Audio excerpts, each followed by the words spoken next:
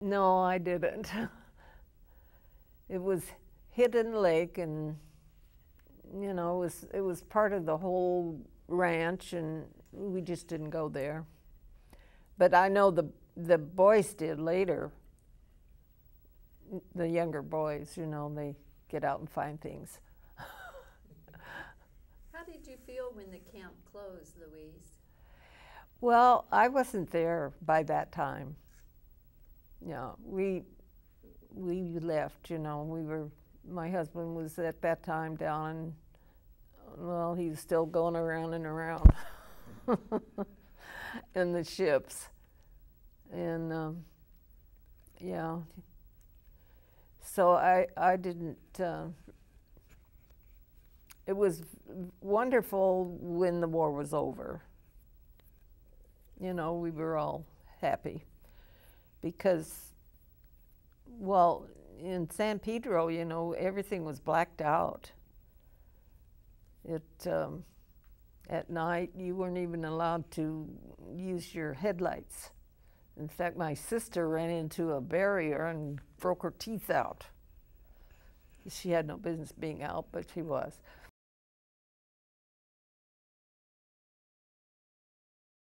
I was at the hospital, military hospital that is up about 5 miles from San Pedro. And I think it's now a regular hospital. Then it was just temporary. But yeah, in those days I was at the hospital quite a bit. At that time, they were testing all the mothers for positive and negative blood. It was just a new thing, and they found out that I had negative blood, and I was pregnant with my second little boy, and they were trying to find my husband to find out what kind of blood he had. Well, I didn't know where he was, and they couldn't find him. But that's where I was, and that was never a problem with me and my children, because I think a couple of them have negative blood. Pretty much so. When I was going to college for a year, I worked for Bluebonnet in Magnolia Center, and I was a waitress, and I skated, on out in the yard. And that was a pretty good job, but I didn't really consider it a real job. But it was good money because I made really good tips. We wore little blue pleated skirts and white boots. And my dad looked at me and he said, "Well, I guess that's okay." He didn't really approve of it too much. But it was kind of a fun job, really. RCC. It was junior college then. I graduated from Poly in '40. So you just went next door then? Right. From one quad to the other quad? Right. A lot of things went on there after I left. My friend Muriel was very active in sports, and I never was. But that's one of the things I remember. And she didn't look like a sports girl. She looked like a little movie star.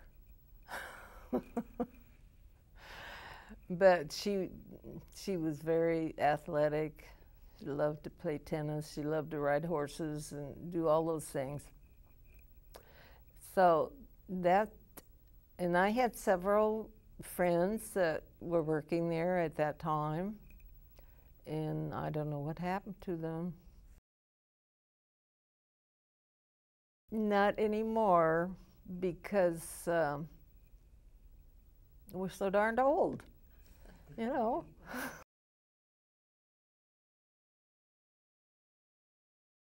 Yeah, probably. I just went to a display about the family. Out in our neighborhood, we have a new school. It's beautiful, and I can't think of the name of it. It's off Riverwalk. And anyway, my granddaughter, Teresa Woodard,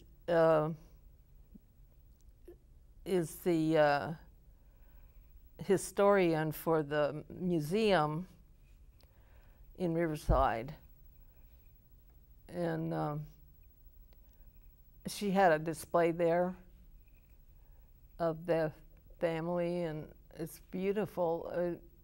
It was mainly for the children of all the different schools in the district that would come and see it. But that was part of his family, I'm sure. And they were all interred, you know, during the war. We did have one family that was in my class at Poly that was interred, yes. And her name was Kim, and I can't remember the other name.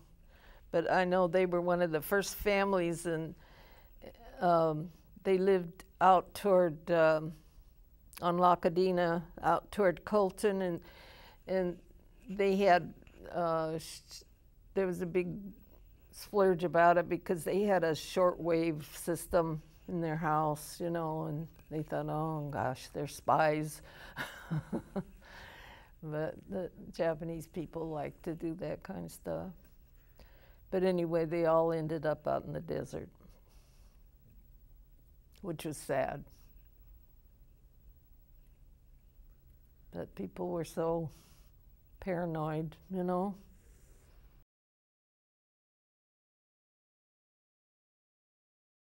No, it was for all denominations. So the Catholics would have Mass there? I'm sure they did. Oh. Yeah. I'm sure they did. I think the church is still being occupied, isn't it? I want to go over there.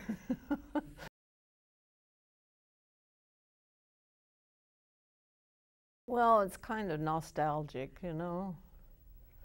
It's not exactly fun, and it's not sad, but you know, it seems like a different life.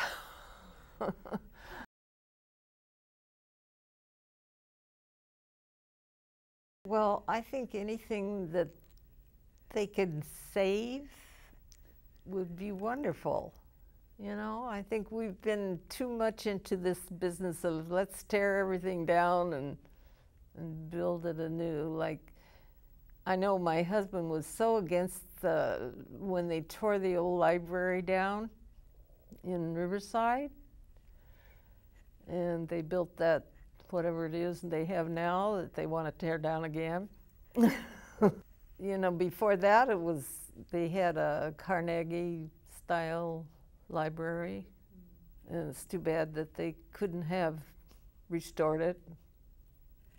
I don't know anything about that kind of stuff, but I do enjoy the historical buildings.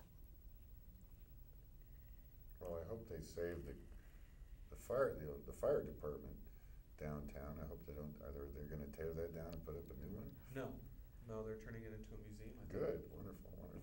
They're turning it into a museum? A fire museum. Yeah. Yeah, they're building a new fire station next door. Oh, is that what? They're going to repurpose the fire. It's a cool building. Yeah. Uh-huh.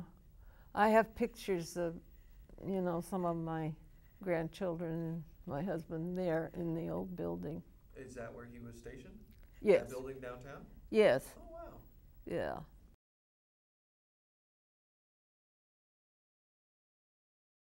His first one, I think it was Station 2 on Magnolia. I remember that. It was a brick. Wasn't it a little brick building with an arch? Yes. I Uh-huh. remember that. That was sad when they tore that down. Yes, that was too bad. And then there was another little one up on University Avenue.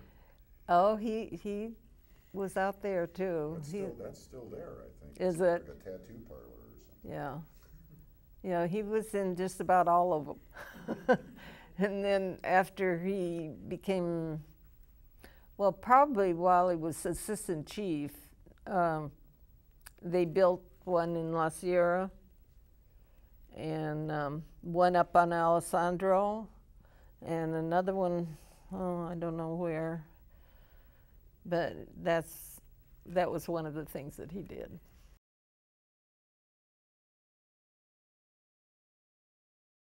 Oh, I think it was very, very important.